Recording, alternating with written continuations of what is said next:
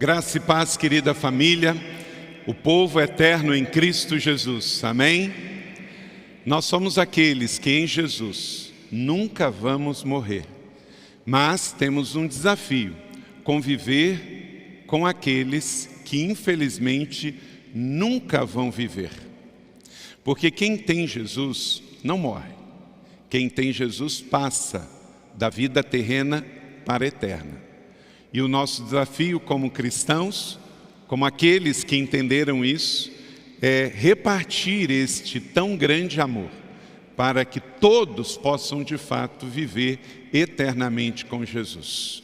Que bom que estamos juntos aqui, celebrando Jesus, repartindo da mesa do Senhor e também prontos para receber a sua boa palavra. Gostaria de orar com você mais uma vez. Pai, obrigado por esse amor tão grande do Senhor. Obrigado porque estamos aqui em família, família espiritual.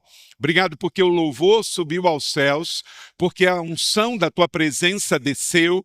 Obrigado pela certeza da eterna salvação em Cristo. Obrigado porque somos igreja, repartimos do pão e do vinho, repartimos da Tua presença e agora pedimos: fala conosco, Senhor. Nós não queremos simplesmente existir, nós queremos cumprir os Teus propósitos aqui na terra. Fala com cada um de nós, Espírito Santo de Deus. Assim nós oramos no nome de Jesus. Amém. A vida na terra é um presente de Deus para nós. Só que vivemos num mundo onde tem muitos barulhos. O tempo inteiro tem barulho. Também existem muitas vozes, tem muita gente falando ao mesmo tempo. Tem muitos gritos por aí. E qual é o desafio? É você se desviar do que Deus planejou para a sua vida. Então, Deus me fez a sua imagem e semelhança, te fez a sua imagem e semelhança. Toda vez que você olhar no espelho, lembre-se que essa é a face de Deus. Porque você foi feito imago Dei, a imagem e semelhança de Deus. Você se parece com Deus. E você foi colocado aqui neste mundo para cumprir os propósitos dele. Não é simplesmente para existir, para fazer o que você gosta ou sente, mas para cumprir os propósitos dele. Então, vamos pensar sobre o propósito da vida. O propósito da vida, da sua vida, da minha vida aqui neste mundo. Todos nós que estamos aqui neste auditório da Igreja da Cidade nesta noite, somos chamados a pensar sobre o sentido, o propósito, o alvo da sua vida. Então, Provérbios capítulo 16, verso 4, declare comigo esse texto. O Senhor faz tudo com um propósito. Mais uma vez, o Senhor faz tudo com um propósito. O nosso Deus não faz nada por acaso. Tudo o que Ele fez foi com um propósito. Ele criou as aves, os animais, desde os pequenos répteis até os grandes mamíferos. Deus criou tudo e criou com um propósito. E Ele fez a obra-prima da criação, eu e você, nos deu a sua imagem e semelhança. O Salmo 8 diz que você foi feito só pouco abaixo dos anjos. E Ele te fez também com um propósito, porque tudo que Ele fez com um propósito. E temos que viver entendendo isso, porque isso facilita a vida. Isto nos dá mais assertividade. Quantos aqui são solteiros? Levanta a mão. Ainda. Ok? Muitas pessoas são solteiras. Você não deve simplesmente casar por casar. Você não deve casar para ter companhia. Você não deve casar para fazer sexo. Você não deve casar para ter bebê. Tudo isso é muito bom. Você vai ter uma companhia, você vai ter um relacionamento sexual saudável, você vai gerar filhos. Mas, acima de tudo, um casamento é para unir propósito. Você tem um propósito, então se você quer casar, você deve encontrar uma outra pessoa que também tem propósito de Deus e os dois vão unir propósito. Porque a sua vida é com propósito, então o seu casamento deve ser com propósito, e aí você vai formar uma família com propósito. A igreja tem um propósito de Deus para alcançar o mundo e trazer o reino à terra.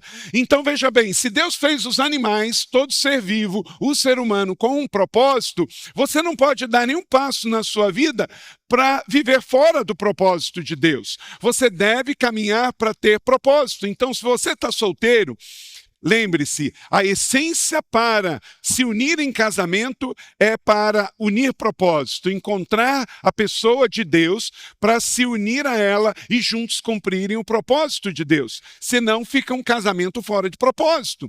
E aí, ao invés de ficar dois fora de propósito, é melhor você ficar solteiro. Dois fora de propósito é melhor um só.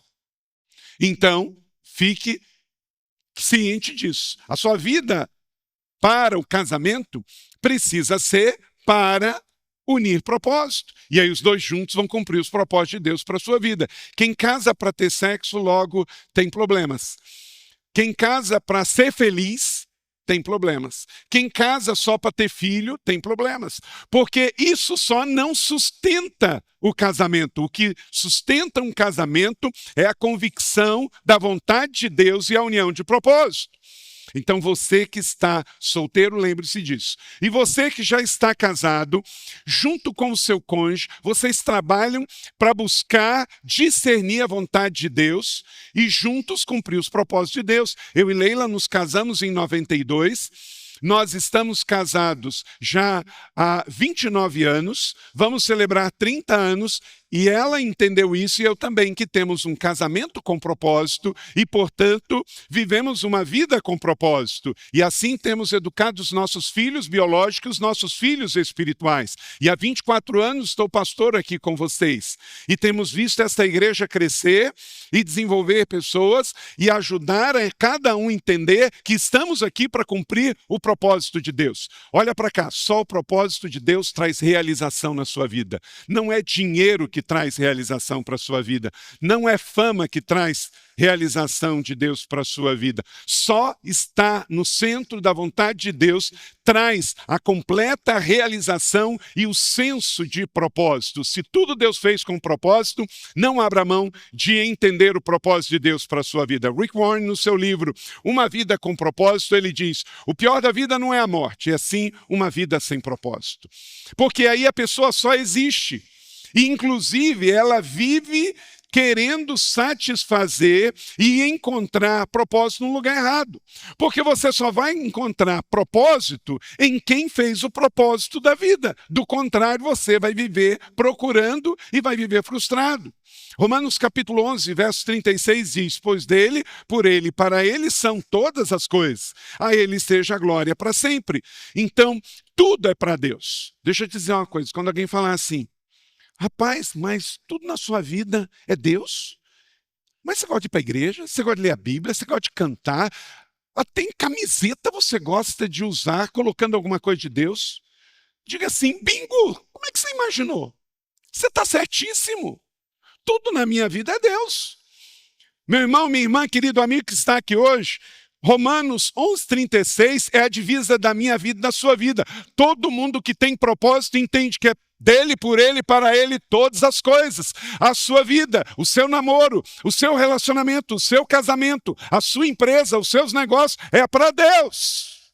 Então, tudo com Deus, nada sem ele. Entenda, ele não é contra você crescer, prosperar e enriquecer, desde que ele esteja no centro. Se você crescer e prosperar com propósito, o dinheiro, a influência, não fica no centro da sua vida, porque o centro da sua vida já está ocupado. É Deus, é Jesus, é o Espírito Santo, é o propósito de Deus para a sua vida. Inclusive, quando você decide viver com propósito, superar uma crise passa a ser uma necessidade de missão. Então, você não quer atravessar a situação de crise da pandemia simplesmente para escapar.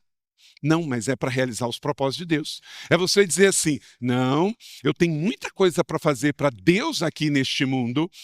Eu tenho que cumprir o propósito de Deus, então eu não quero morrer de Covid ou prematuramente de qualquer outra doença, porque eu quero cumprir o propósito de Deus na minha geração.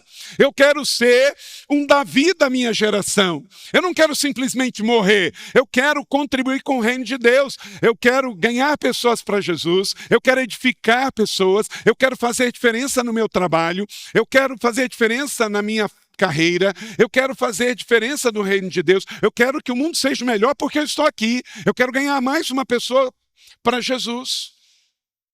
Aí você quer viver não para simplesmente sobreviver, você quer viver para cumprir um chamado, uma missão, porque você sabe que você está aqui a serviço do reino de Deus.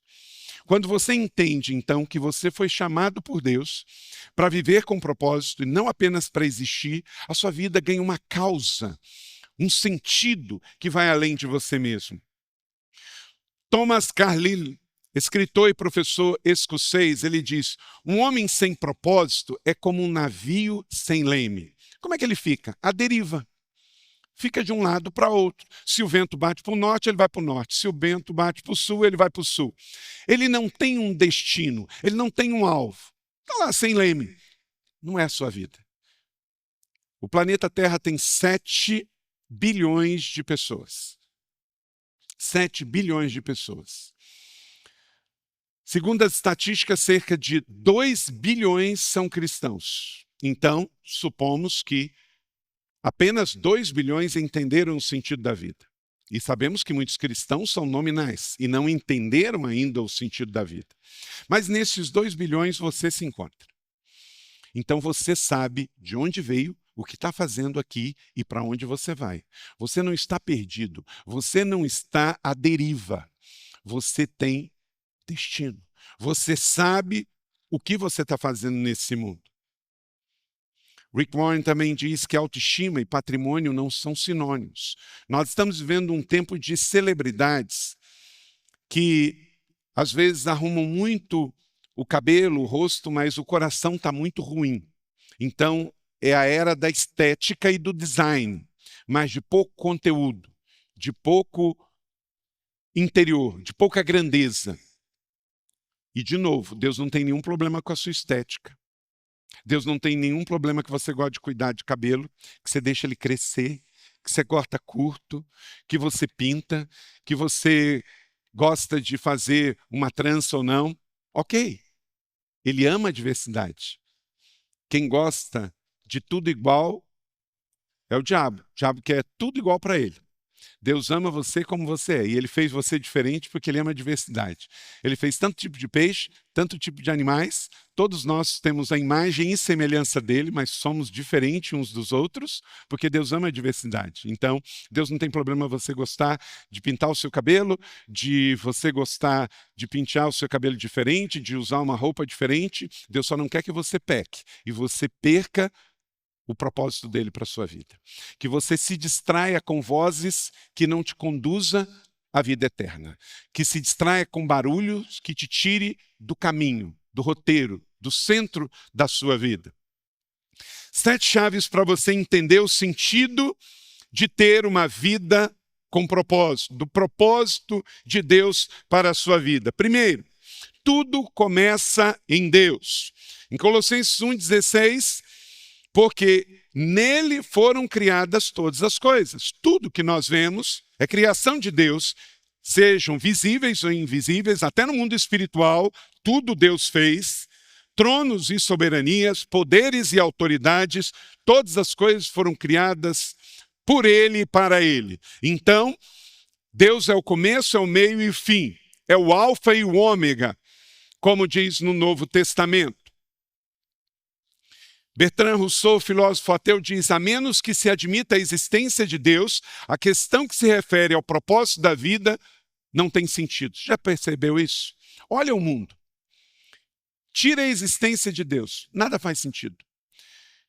A vida na terra foi feita por Deus e colocou o homem aqui para administrar tudo isso, Mas o conceito da presença de Deus no mundo faz a conta fechar e tudo ter sentido.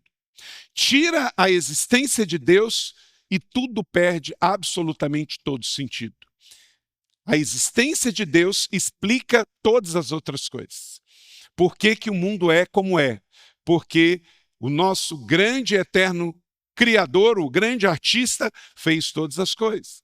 Então, mais do que justo que você na Terra sempre pense em Deus. Então, se você vai trabalhar, você tem que pensar em Deus. Se você vai casar, você tem que pensar em Deus. Você vai planejar a sua carreira, o seu futuro, você tem que pensar em Deus. E colocar Deus no seu devido lugar. Deus é o Criador eterno. Jesus, seu único filho, é rei e é senhor. Então, você tem que colocar tudo na sua vida. Eu não faço nada sem consultar a Deus. Nada. Nem na área de lazer, nem no ministério, nem na família, porque a minha vida é Jesus. Tudo começa em Deus. Não deixe Deus de fora de nada da sua vida. Você vai programar suas férias, coloque Deus no centro. Você vai pensar em uma coisa para a sua vida pessoal, coloque Deus no centro. E quando alguém falar que tem muito Deus na sua vida, você diz, obrigado, eu acertei. Era isso que eu queria, que você percebesse que Deus está comigo do começo ao fim. Deus está comigo em todas as áreas da minha vida. A sua vida tem um propósito, e esse propósito começa em Deus. Não pense só nisso enquanto você está na igreja. Daqui a pouco nós vamos sair dessa celebração coletiva. Você vai para a sua segunda-feira, para a sua semana, lá no seu trabalho, lá no seu estudo, na sua vida dentro e fora da sua família. Todas as coisas começam em Deus. Todas as coisas passam por Deus. E todas as coisas terminam em Deus. Jesus não viveu um momento aqui na terra sem pensar no Pai. O que ele fazia aqui era para o Pai. Você também. E Deus te dá muita liberdade para você viver a sua vida. Ele dá liberdade para você escolher a cor que você gosta, a casa que você vai morar, o carro que você vai usar, a profissão que você vai ter. Só não deixa ele de fora, do centro da sua vida. Tenha as coisas que você quer ter. Escolha as cores que você mais gosta. Escolha o estilo de música que você gosta. Escolha a profissão que você gosta. Mas coloque Deus no centro da sua vida, porque Ele é o centro de todo o universo, mas Ele quer ser o centro do seu coração. Segunda coisa, para você entender o propósito da vida, você tem que entender a segunda chave, que a vida terrena é temporal. 2 Coríntios 4:18, assim fixamos os olhos naquilo, não naquilo que se vê, mas no que não se vê. Pois o que se vê é o quê? Transitório, mas o que não se vê é eterno. Então, entenda que a vida aqui na Terra é transitória. Isso facilita muitas coisas. O fato de viver desapegado faz com que você tenha menos dores, menos traumas, menos tristezas. À medida em que você se apega, qual a primeira chave? Deus. Deus é o centro, tudo começa nele. E aí você entende que a sua vida aqui na Terra é transitória, faz com que você fique desapegado de coisas. Você conhece pessoas que estão tremendamente tristes porque perderam coisas. No momento em que você entende que a vida na Terra, ela é uma prova, a vida na Terra é um teste, a vida na Terra ela é passageira, você vai se apegar a Deus e às pessoas, mas não às coisas. A pessoa que coloca no seu trabalho a sua vida, quando se aposenta, entra em depressão. Porque o seu trabalho é uma bênção, mas não é a sua vida. Você não foi feito por Deus para fazer avião, para fazer carro, para fazer algum objeto. Você está fazendo. Eu estou pastor de uma igreja. Eu sou pastor por vocação. A vocação nunca vou deixar. Mas o ministério, a liderança de uma igreja local, isso eu vou precisar, com muita sabedoria e bom senso, oração com Deus, a hora em que eu vou deixar para que uma nova geração assuma. Se Jesus não voltar, eu não vou morrer pastor de uma igreja local. Sabe por quê? Eu vou estar numa outra estação e a igreja local precisa de um outro pastor. Assim é com a sua vida pessoal. Porque você entende que você não é o cargo que você ocupa, a profissão que você tem. Você que é médico, um dia você vai se aposentar. Não quer dizer que você vai deixar de cuidar de pessoas, mas de fazer uma cirurgia, você vai passar um dia. Você que canta muito bem, vai chegar um dia em que você não vai mais cantar. Você vai deixar de adorar? Não, porque adorar você vai adorar para sempre. Mas cantar, vai chegar um tempo em que você vai sentir a sua voz cansada, o seu corpo cansado, e você não vai mais cantar por profissão, mas adorar a Deus você vai. Dá aula. Você que dá aula, que você gosta de ensinar, você vai ensinar algo para o resto da vida, até morrer você vai estar ensinando. Mas como profissão dentro de uma sala de aula, numa instituição, vai chegar o momento da aposentadoria. Ei, a aposentadoria não é o final da vida, mas é o final de um ciclo. E você não para de viver porque um ciclo termina, um outro se abre. Então, seja como pastor, seja como médico, seja como professor, seja como advogado, entenda, você está aqui com uma atribuição temporária. Apegue-se a Jesus, apegue-se às coisas, mas não se apegue a uma mesa, a uma escrivaninha, a uma sala, a um título, a um orçamento, a um salário, porque você entende que a vida na terra é transitória, mas você está aqui para se apegar a Deus, ao chamado e a cumprir a sua missão. Então entenda, fixamos os olhos naquilo que não vemos, porque tudo que vemos é transitório. Nós olhamos circunstâncias e coisas, isso vai passar. Olhe o que não vai passar, o que não é transitório, a fé, a esperança e o amor.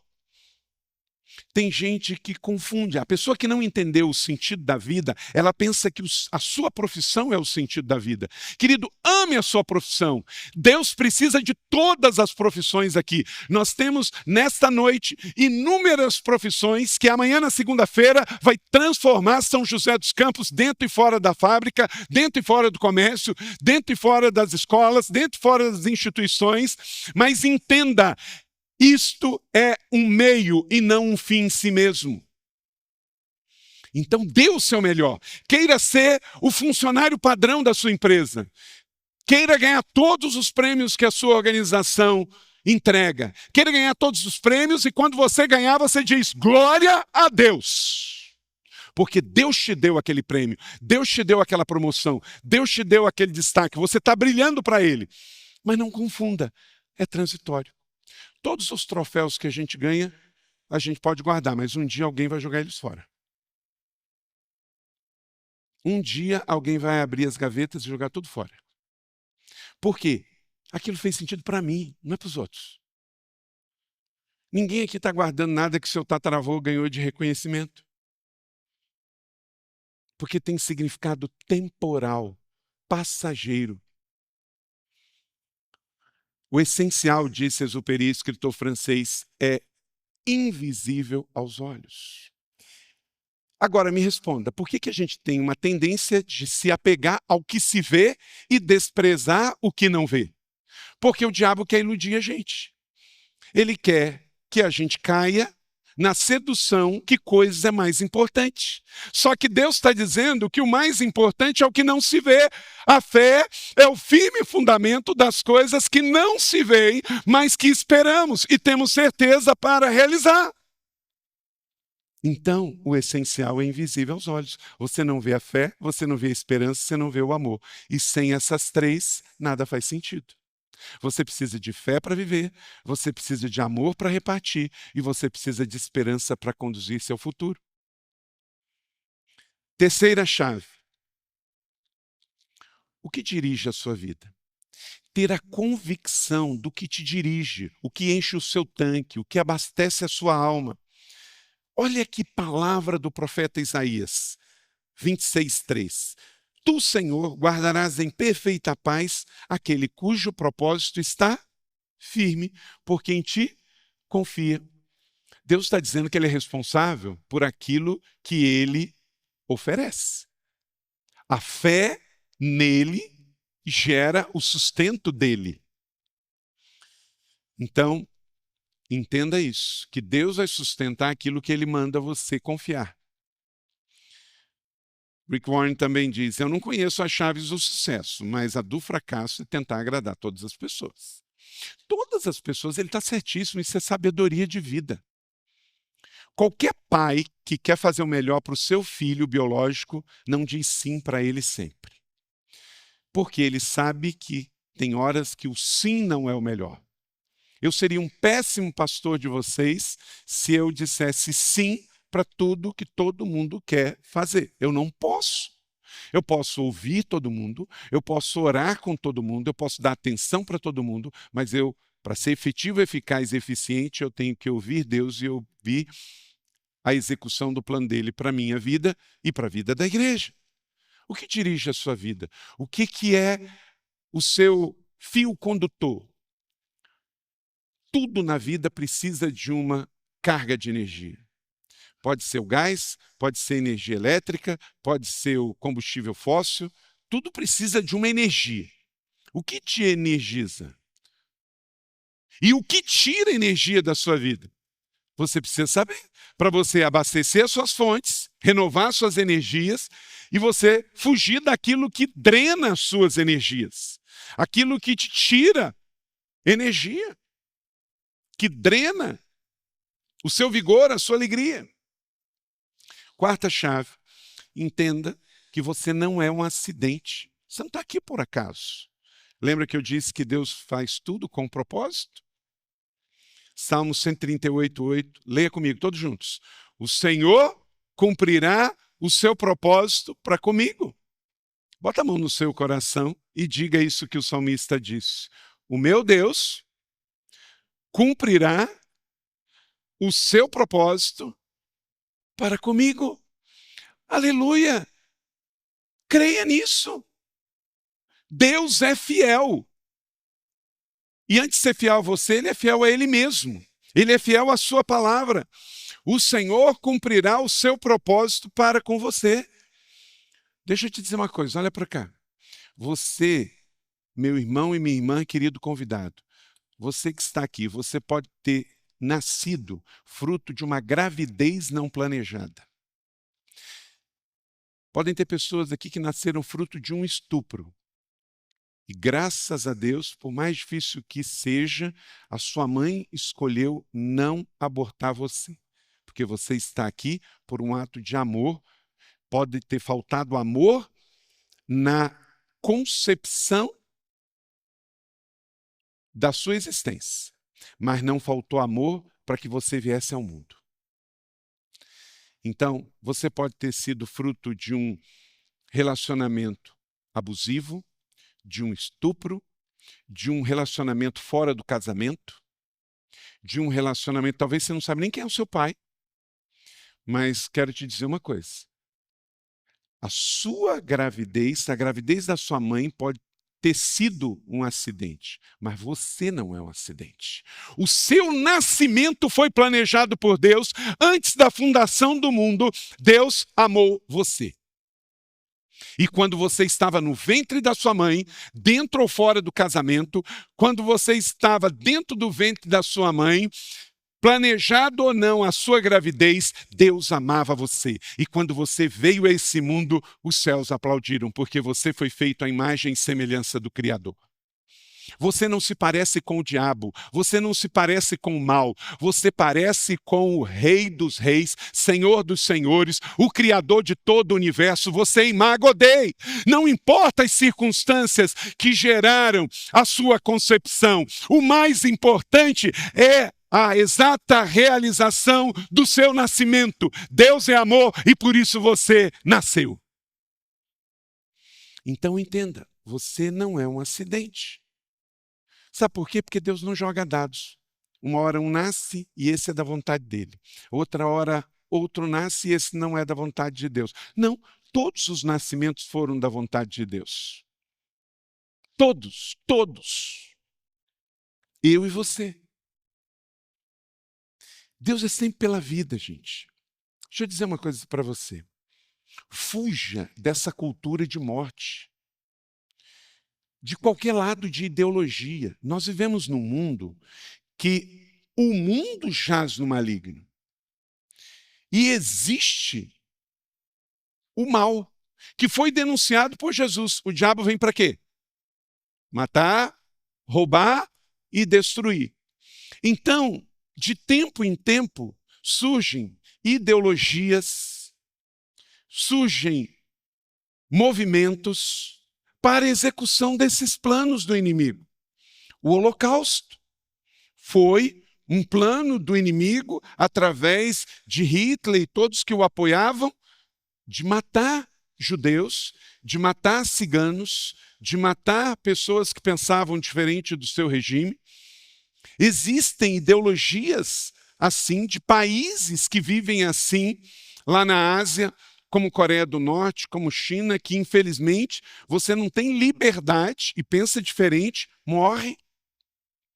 Mas no mundo livre também tem movimentos de ideologias, como ideologias de extrema esquerda, que meu corpo, minhas regras. Não é assim que pensa? Então, pode abortar crianças no ventre da mãe, pode tirar a vida de idosos na eutanásia. O que é isso? Espírito de morte.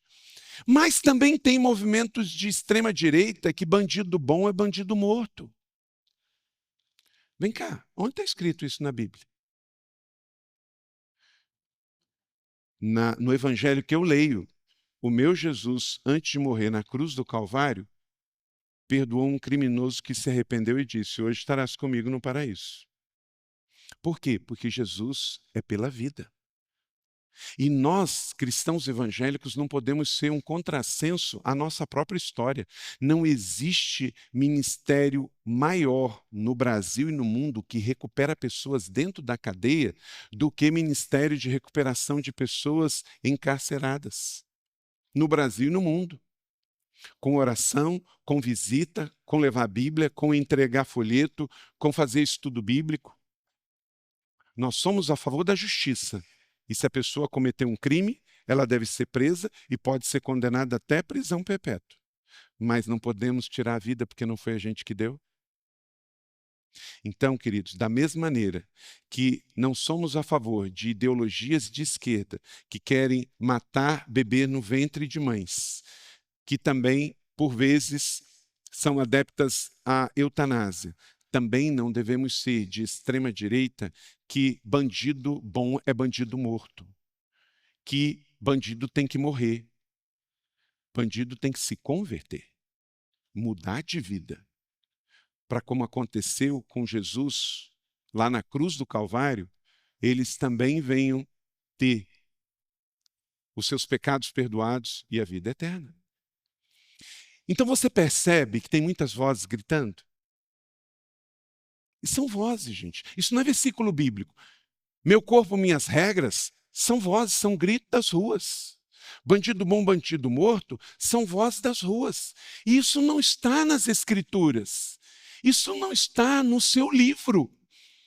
Esse aqui é o nosso livro. Não é o livro da ideologia da direita, nem da ideologia da esquerda, nem do centro. É o livro de Deus, do céu e da terra. E é nele que nós lemos, amém ou não amém?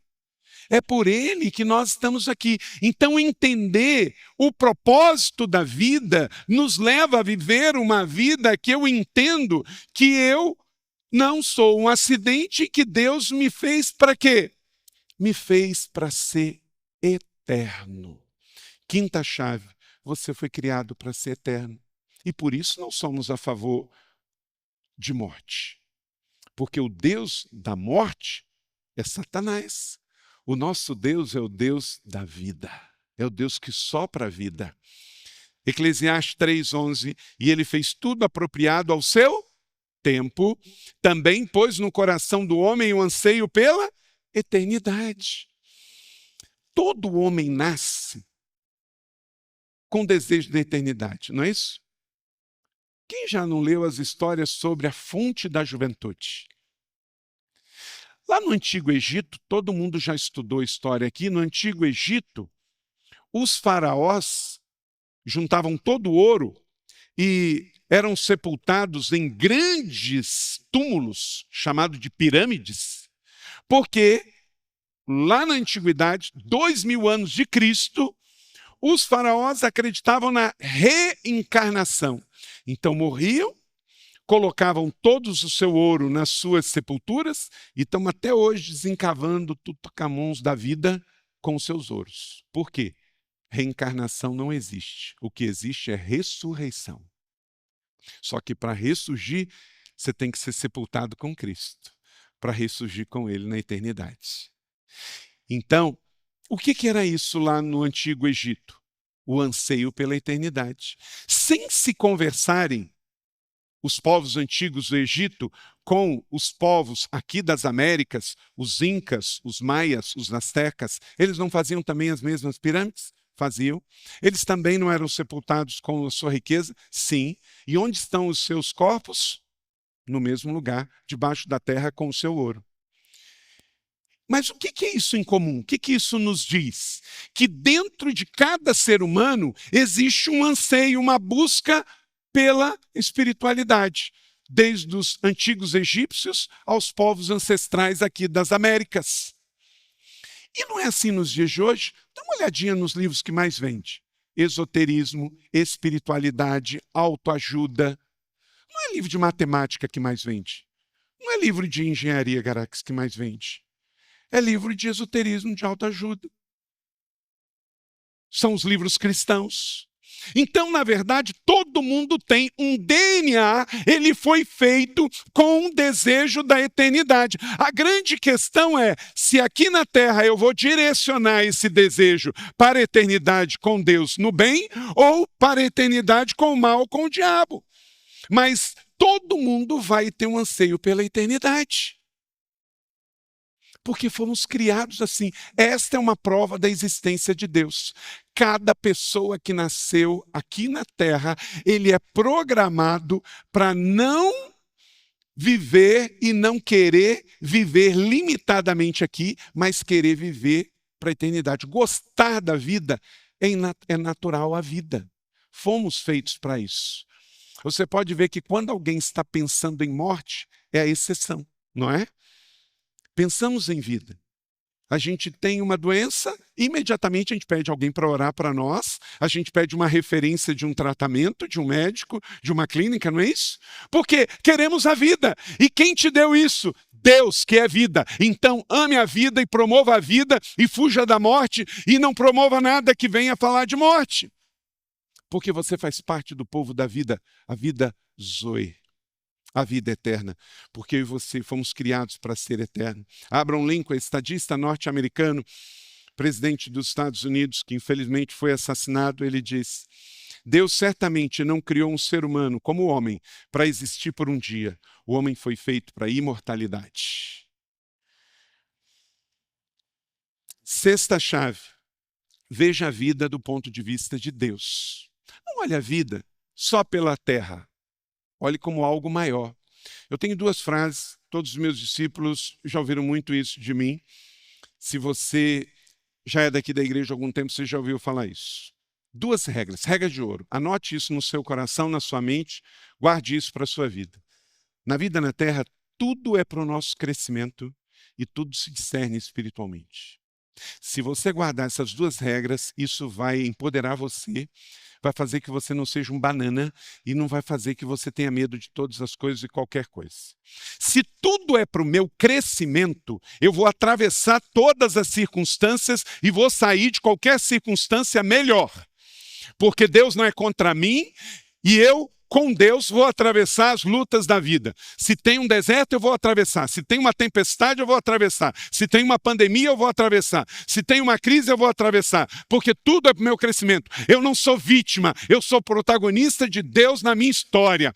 Deus me fez pouco abaixo dos anjos. Eu sei que eu posso todas as coisas naquele que me fortalece. Então eu não vou ficar culpando o governo, o presidente, o governador, o prefeito, o empresário, o pastor, etc. Eu não vou viver de mimimi, eu não vou viver reclamando, porque eu sei, como Paulo disse em Filipenses 4,3, que eu posso todas as coisas naquele que me fortalece. Eu sei em quem tenho crido, estou certo que é poderoso para guardar o meu bom depósito até o dia final. E aí eu vou atravessar, eu vou empreender, eu vou avançar. Ninguém cresce só reclamando, você cresce adorando. Aí você sabe que todas as coisas cooperam para o bem daqueles que amam a Deus. Quem ama a Deus aqui? Levanta a mão. Então, meu irmão, tudo coopera para o seu bem. Porque Deus não se contradiz na sua palavra. Ele diz, Paulo escreveu isso aos Romanos, que todas as coisas contribuem. Então, diga comigo, tudo é para o meu crescimento. Se você foi dispensado, isso é para o seu crescimento. Se você atravessou uma luta, isso é para o seu crescimento. Se você recebeu um não, isso não é para matar você, é para você crescer. Depende do seu ponto de vista. Depende de como que você vê as coisas. E segundo, é você discernir espiritualmente. Tudo é espiritual, gente. Tudo é espiritual. Por detrás de tudo que se move tem espiritual. Tudo. É como assim, gente. Hoje não existe um lugar só que não tem radioatividade. Tem onda de rádio, tem onda de celular, de micro-ondas, tá tudo quanto é lugar. A grande questão é se a quantidade disso é nociva ou não à sua saúde. Quando você vai fazer um raio-x, a pessoa que vai fazer o raio-x, ela aperta e foge, né? Por quê? Ela fica ali passando o dia inteiro. Se ela se expor o dia inteiro à radiação, ela vai ficar doente. Eu ir lá e fazer um raio-x uma vez por ano, não tem problema nenhum. Porque é uma quantidade mínima. Mas um profissional de odontologia, de radiografia, de medicina, se ele ficar lá toda hora, ele vai adoecer. Porque a radioatividade se torna uma quantidade muito grande, que o organismo não vai conseguir lidar e absorver. Então, você não tem como estar hoje em sociedade e não ser exposto à radioatividade. De rádio, de energia elétrica, de celular, de tudo, está tudo aí. E está tudo aqui, ó. Agora, se você está próximo, você tem mais. Assim, gente, o mundo todo é do Senhor. Deus está em todo lugar? Tá. Deus está em São José? Tá. Só que Deus quer estar pertinho, Ele quer estar no seu coração. Se você crê ou não em Deus, Ele está presente. É igual a radioatividade.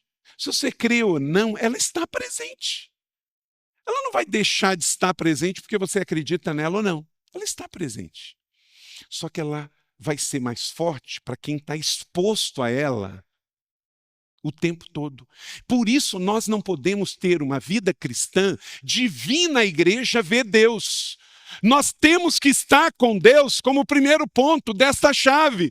Tudo em Deus começa com Ele, passa por Ele. Deus quer estar com você 24 horas por dia, 7 dias por semana.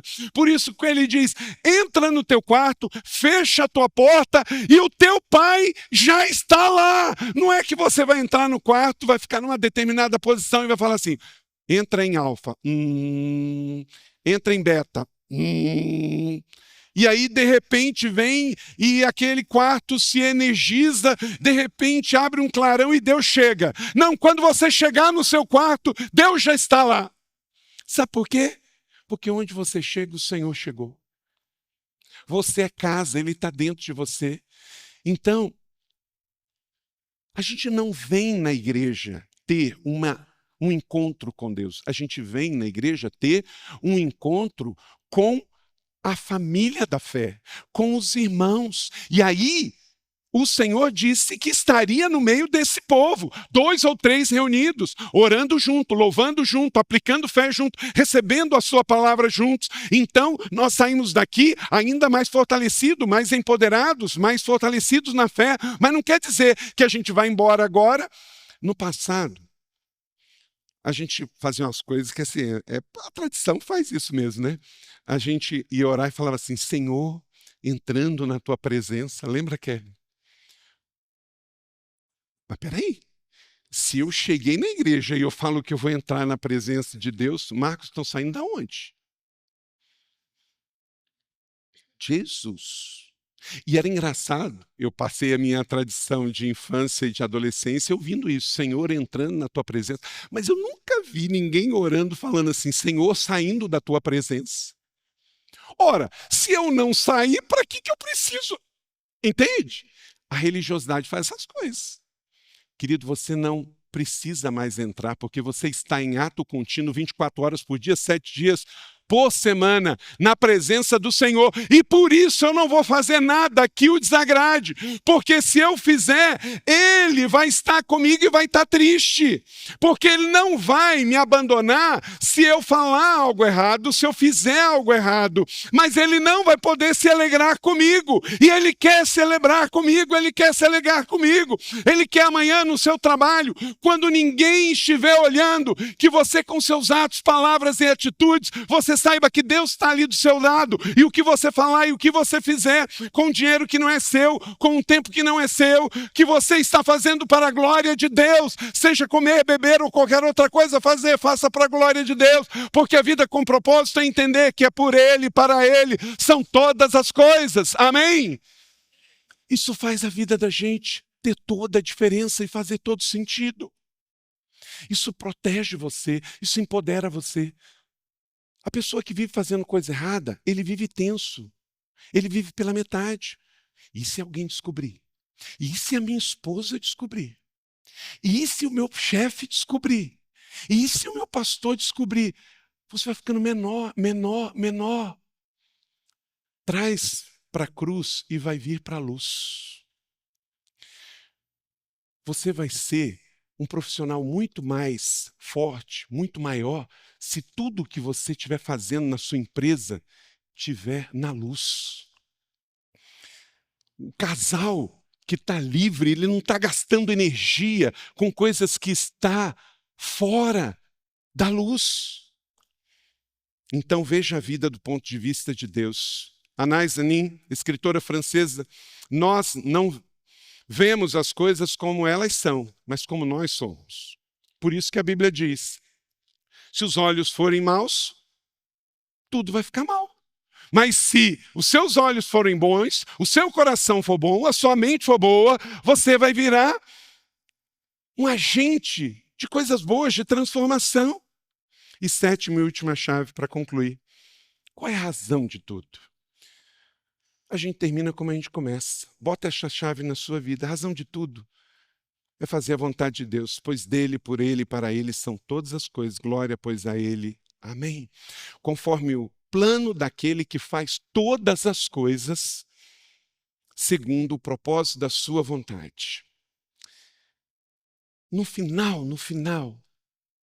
o que vai sobrar é a sua fé. É a essência da sua vida.